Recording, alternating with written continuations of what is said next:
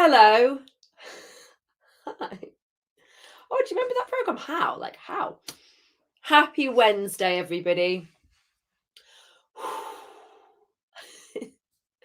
I would really like to drink a gin and tonic, so I'm going to do that.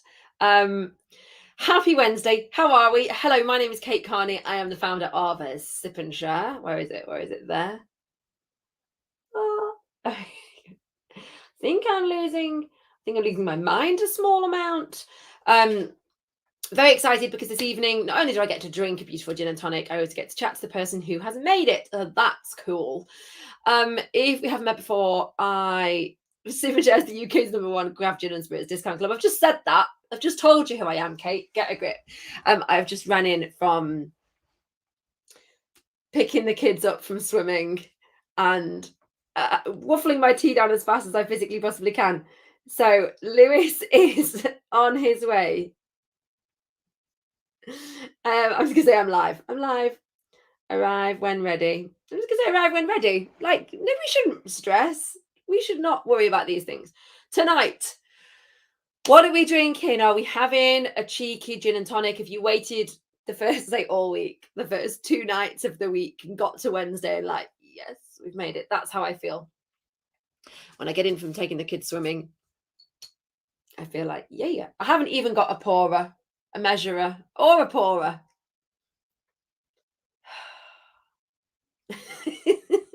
So if you're watching, say hi. We're streaming in. Hi, Robin. Check in, say hi. No drinks until Saturday. Why? What's happening on Saturday, Robin? Let me think. Saturday is hashtag SipFest 2021. It's our big do. We've been waiting a whole year for it. Hi, Kate. Just poured a Farmhouse gin. I reckon that's Lorna. Now, bonjour. Oh, having a wee farmhouse. Oh, so Lorna's having a wee farmhouse. Who else has just poured a Farmhouse gin? This is what we're going to talk about. Bless him. Lewis just sent me a photo on WhatsApp of his laptop restarting. He was like, "Rrr." I think the prospect of going live on itself, anyway, and also with me has made him like, no, my laptop's crashing. So we're having a farmhouse. Tilsley, hello, lovely. Hi, Tilsley. What garnish? Discuss. Group discussion. What garnish do you have with your farmhouse? My grapefruit. Oh, what's that? My grapefruit has disappeared. It's been consumed. So I'm down to lime, and I want to discuss this with Lewis because I don't know how lime is going to go. But it's in now. There's no measurer. No, there's no measure. And there you go. It's in. I was really conservative. Lime, so you're having lime as well. I did a conservative pour then. I've only got this tonic, so you know. Thought it's going crazy. Let's just pop it in. Oh, I know what it tastes like neat, but I can do a little neat tasting as well. So this Farmhouse gin is still, because Lewis is awesome, on an amazing offer for Sip and Share. It's 25% off, and the price includes delivery. So I think it's something ridiculously low, like £27. I'm sure Lorna's going to post it in a minute, but I don't want to say cheap because it's not a cheap product, but it's very good value, and the team are awesome. And they've just done their first like big event, which is so cool. They've just been to £26.41. Nice one, Lorna. Right, cheers, everybody. Happy Wednesday. Happy Wednesday, Thursday, Friday, Saturday, Sunday. Let's see when Lewis arrives. Cheers. Oh, it's nice with lime. Oh, okay. It makes it go a bit zesty. Oh, that's nice.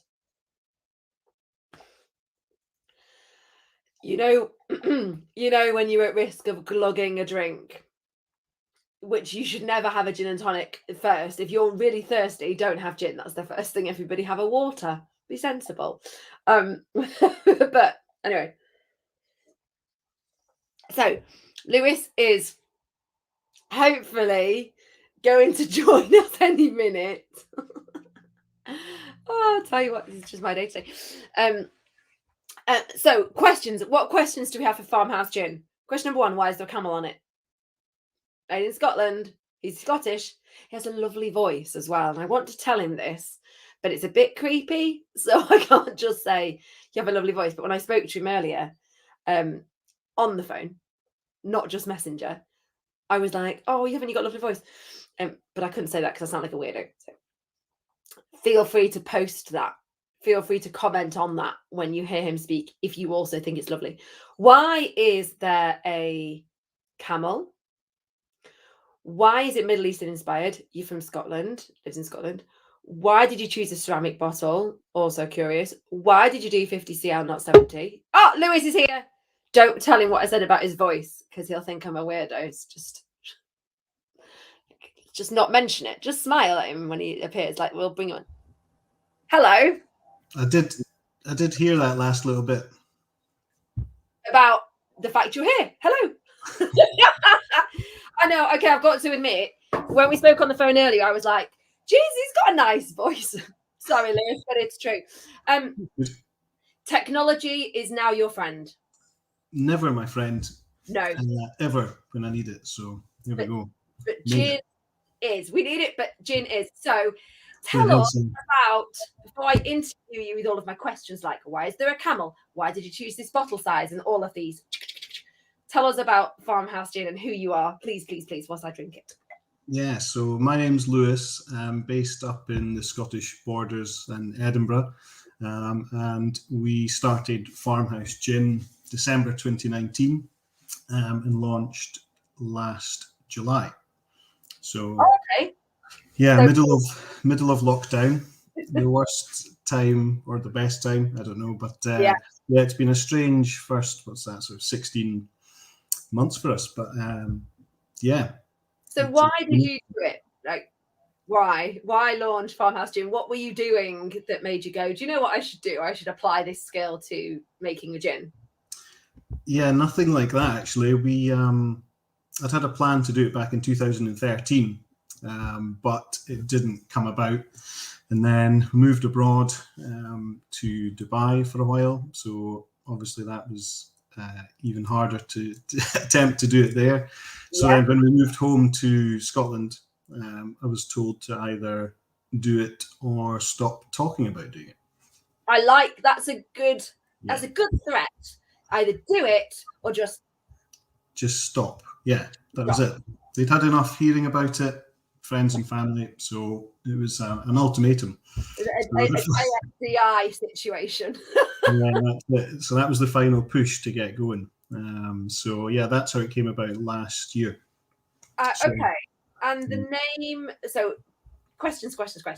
Do you distill it yourself, or do you work with a distillery house? Why did you choose Farmhouse as a name? Why does it have a camel on it? Those three, please. That's a lot. The first one, we have a distilling partner up in Arbroath at the moment that we use. The long-term plan is to have a small distillery and tasting room on the farm, which leads me to the name. We have a family farm in the Scottish borders, which is sort of an hour south of Edinburgh. Right. So that's where the name comes from.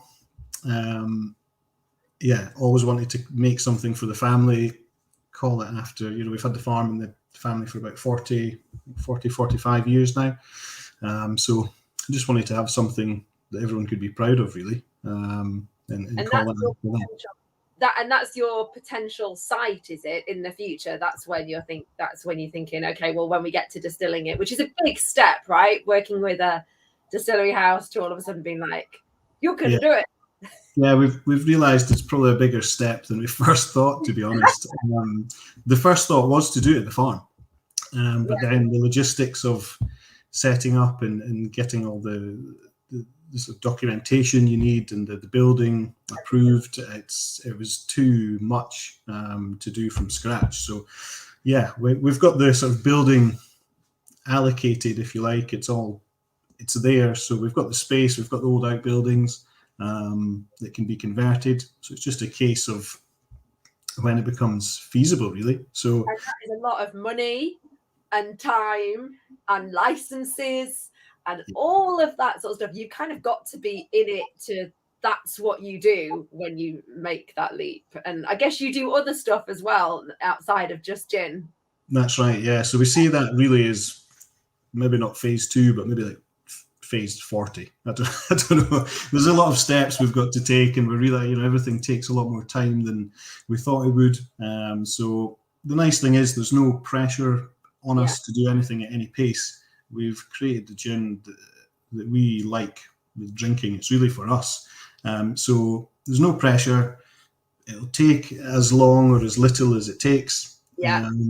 And we just see where we get to, really. So that's the nice thing in the we can stop going on about it because we've made it now, and then the next thing we're going to go on about is the distillery side of things.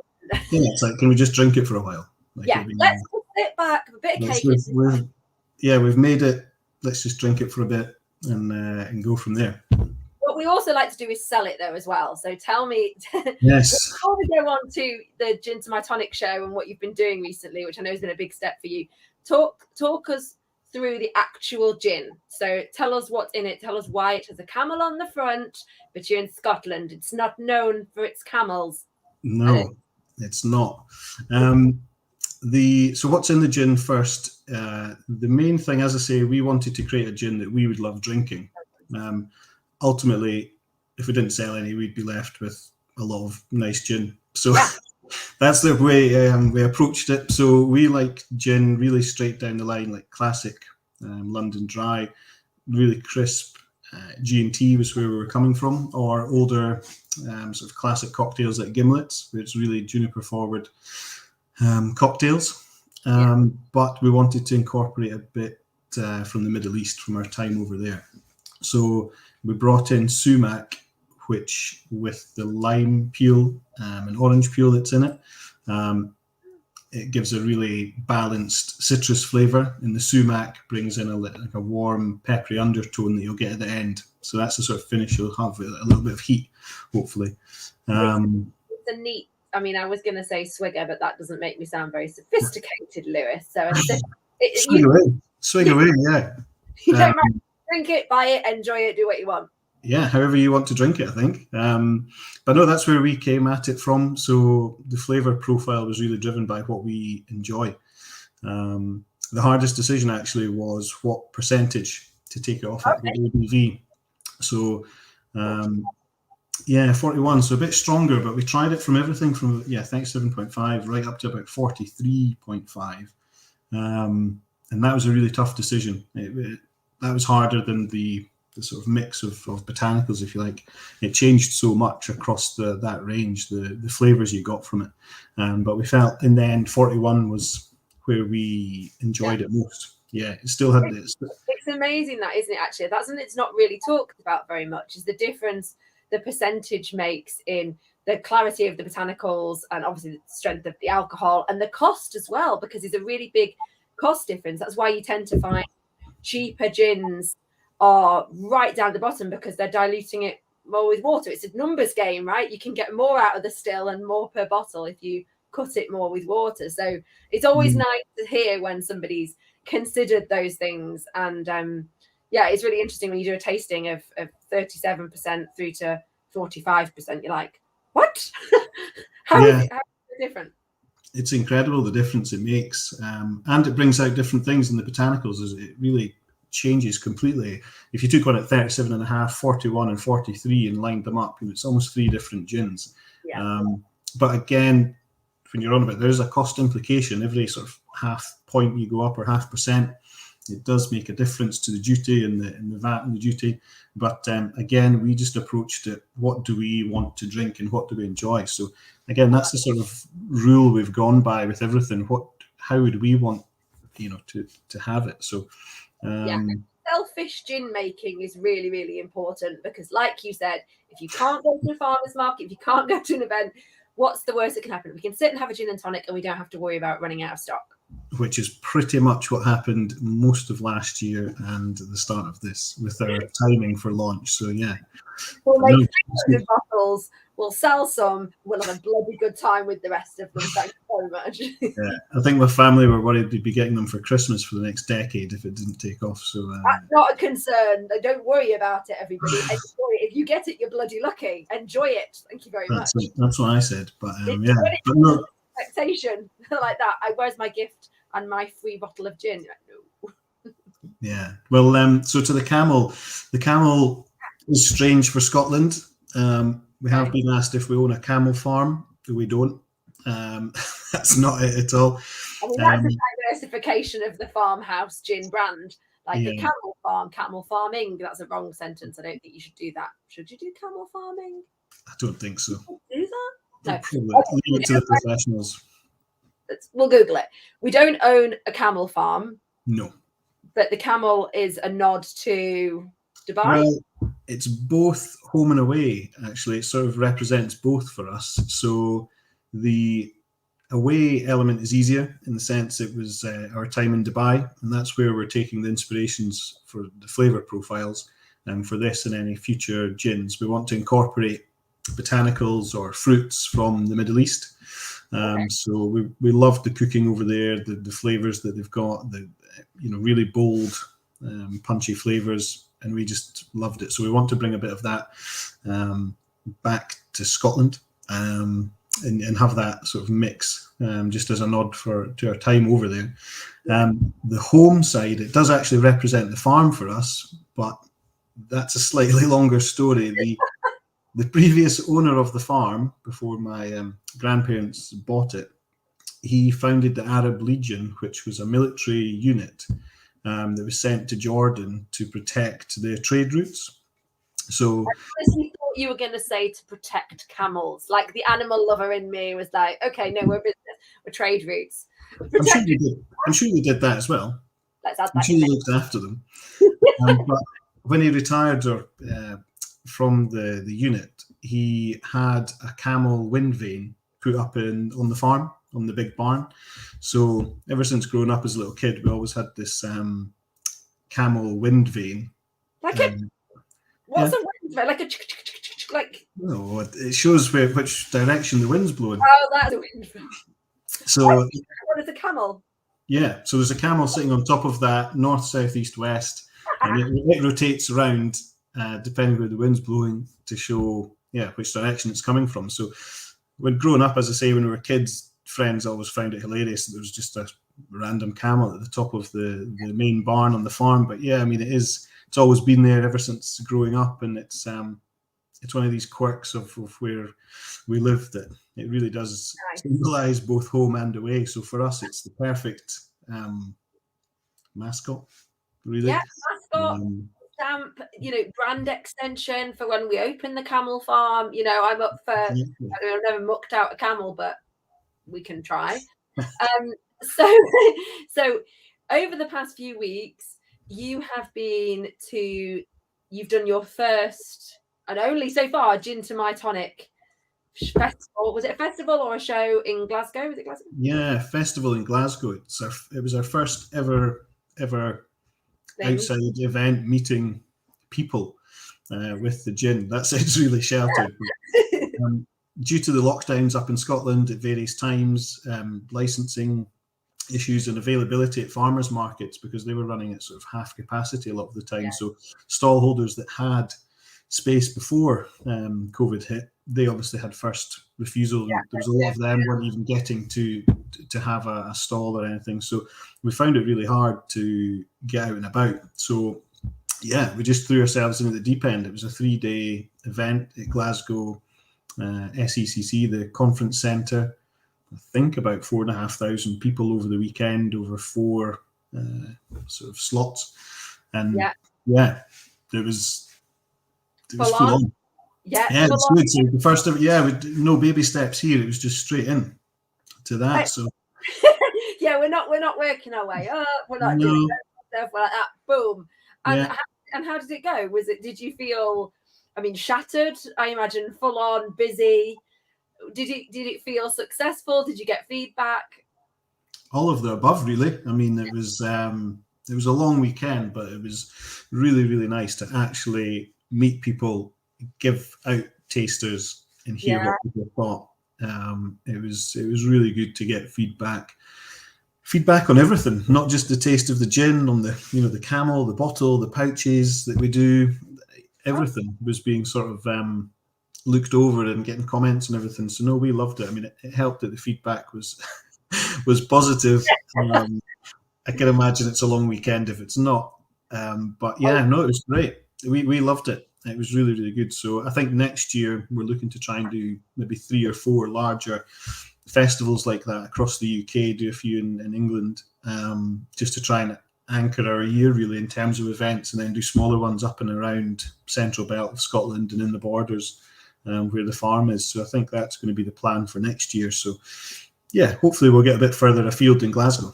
Yeah, we're bringing you down this way. I can imagine it was an amazing feeling to have loads of people holding it and looking at it, because that's what you do when you get a bottle. You're like, what is this? Like, why has it got that? So were you nervous? I think there was nerves in the sense that we didn't really know what to expect. I mean, we'd never used the card machine. All of that. We didn't have taster glasses. 2 weeks prior, we had to make up a bar, which we made up at the farm out of old sort of wine crates and a bit of old wood that was lying around. We sanded that down and got it all ready. So I mean, it was really everything from scratch. So it wasn't necessarily nerves about the gin itself. It was really just the total unknown of everything. So we were paranoid that the phone wouldn't work with the card machine, or we'd run out of glasses, or no one would come to the stall. I mean, there's so many things that you just don't know how it's going to pan out. The learning curve you've probably just been on by doing that. Like you say, you've thrown yourself in the deep end. Someone is asking, are you doing the gin to my tonic one in Manchester? Oh, not yet. We are looking to do Manchester next year. We'll meet you in Manchester then. What's that, sorry? We'll meet you in Manchester. Yeah, Manchester. I think they've got Cardiff that we might look to do, and then Birmingham possibly. It's just going to be a case of looking at the dates, and hopefully we can try and make a wee bit of a trip out of it to each one. But yeah, we'd love to come. We really loved it, and the atmosphere of these things is great. The year before, we were actually at that same event as customers, wandering around and drinking, tasting the different ones. So a lot of the time, actually, it was just envy, sitting behind the bar, pouring all these samples out for people and everyone having a good time. So yeah, the music's going. I want to go at that side. I want to be on that side. I want to be on that side of the store. So yeah, if anyone wants to take over for half an hour to let me go in. There's another business model there, isn't there? Kind of rent. They can practice serving. They can talk about your gin. You're basically building a network of brand ambassadors while you go off and get pissed and have a great time at the show. We did have a few offers in Glasgow, actually, from people that were saying, "Oh, if you're doing another show, let us know. We'd love to work behind the stand for you and be on the other side." It was great. I mean, I think that was towards the end of the sessions, to be fair. I don't know if they remembered that the next morning, but we certainly had a few offers at the time, and I thought, yeah, it's a great way to do it. But yeah, it's a brilliant time to spend, or a brilliant way to spend 3-4 hours of your time. Yeah. So no, we loved it. And yeah, hopefully it's not as long before our second as it was to our first. So. Yeah, absolutely. Well, you'll be seasoned pros by the time the next one comes around, because you'll be like farmers markets, artisan markets, different those local stuff, trade pubs. So tell us about. Oh, hi Taya. Tell us about. You mentioned botanicals and fruits from Dubai. Do you have any more products in the pipeline? You've got a big stock of this stuff. You're selling it. It's going really well. What's your gin brain doing when you're thinking about other stuff, or are you not there yet? Probably half and half, I think. Okay. The idea is with the next one, we have a lot of fruit on the farm. So we've got apples, rhubarb, sloes, strawberries, raspberries, a lot of plums. So there's quite a lot there that we want to use. Again, we've not put a timeline on it for us. Probably, I think spring next year would be nice, although I've just said that we've not put a timeline. But, it's work workshop this. We can just tell your partner, like we workshopped it. This is what we've landed on. Well, we're sort of now taste testing a lot of others that are out there. So I think half an excuse to buy other gins and see. And it's really, again, coming from the angle of what do we want to drink? What would we enjoy, and what do we like? So there's a lot of options there, but that's definitely the next one. So quite different. I know you didn't ask, Lewis, but I'm just going to throw it in based on what you just said. If you could make, I mean, I'm happy just to take one bottle, but there's probably about 25 other people that would say they want the same thing. Like a spiced plum with your gin, so with the sumac, so that bit of warmth and peppery, like a spiced, like a peppered plum. Call it peppered plum. That's so interesting. I'm giving myself the credit for the gin that I really want you to now make. You're actually not a million miles away from something we've been discussing. Celebrating my own ability to read your mind. Yeah, scary. Or you've hacked the computer with this link. If I had enough time to hack, I wouldn't waste it on you. I'd be on Facebook and Google and like John Lewis and things like that. But yeah, a peppered, I'm going to find it now. I'm now going to Google peppered plum because I want someone to make it. I would like it to be you because I think it would be interesting with the sumac thing. Yeah. And the head juniper. Oh my God, I'm so excited about the concept there. I'm just we've been putting all the fruit in the big chest freezers in the barn, so the fruit's all there. It's just a case of us taking time and going through and making sure. There's a lot more variables to this one. There's different fruits available and all sorts. So but yeah, it'll be exciting going through it. Just a lot of taste testing again. Yeah, and I was just going to say, and if you need anyone to come up to Edinburgh and like consult and sit and drink, and like maybe we could eat cheese, just have a nice time. I'm there, peppered plum or not, I'm there. That's really generous of you. You are very welcome. Just don't tell anybody else in my actual life because there's no time for things like that. But no. My dream, that's a great thing. So, anything else we need to know about Farmhouse Gin? We know we've got something coming up at some point. We're not putting a timescale on it. Spring next year. Something else coming up. We know we've got an awesome offer on Sip and Share, which we are very grateful for. What else? What's next? Christmas markets? You doing any of that? We are in discussions with a couple local up here. Yeah. But what we did do last year, which was really popular, was gift bags for Christmas. So we teamed up with other local companies, like startups, really, to do different things. So it was a bit more of a collective doing it. But yeah, I think looking at the calendar now, we've just moved house, so everything's been a bit manic. But now that we're into October, I think, that's what we're going to be looking at next. It was really popular last year. I think we did 5 different ones for different themes for couples or for sharing with friends and different things like that. So look out for that. I think will be the next thing. It's also a good way to try the gin, not in a full bottle. Yeah. We have different pouches that we use. So we don't use smaller bottles. We have, I'll show you like a refill pouch here. Once you buy the ceramic, you buy the refill pouch, which is cheaper and fully recyclable. And then we do this little 20 cl one. People have loved for traveling about. And this was at Glasgow. I don't know if this will be a Glasgow thing, but every time people saw it, they were wondering where they could hide it on themselves to get into festivals or no, that's just a gin drinkers thing. I think that's just we're like, I could put that in my wellies and carry it around on a walk. There's a lot you can get with that. Can we? So we should let's have a chat about those other products on Sip and Share if you're selling them anyway, and we're going to make a Christmas section at some point. She says Christmas section on Sip and Share. So if you've got any sort of gifty style stuff that you want to put on, then let's have a chat about that as well because. Yeah, it was really great. We teamed up with sort of like candle companies, a local chocolate company, different people doing different things. So it was nice because it helped them out. And then I think for people we had them in like linen bags, and I think it was just easy for people to buy that, and that's their Secret Santa done. It was nice and straightforward. It wasn't just all about the gin. It's a few other different things in there. So we'll be working on that over the next couple of weeks, and we can get them up on the website. If you're selling them online, then that would be great to have kind of a gift set sort of stuff, and we could do that. That would be really cool. Yeah. Well, look at us chatting business. Don't mind us, everybody. We're chatting about product development. Okie dokie. Well, any more before we let everybody get on with their Wednesday evening and their lives? Any more? No, I think just hopefully people that have purchased through the website are enjoying it, and let me know. Yeah. Play around with it. What was great actually was hearing the feedback on how people drink it. So people come and saying they bought bottles before, ginger ale and lemonade and this, that, and other. I mean, there was someone was with Iron Brew.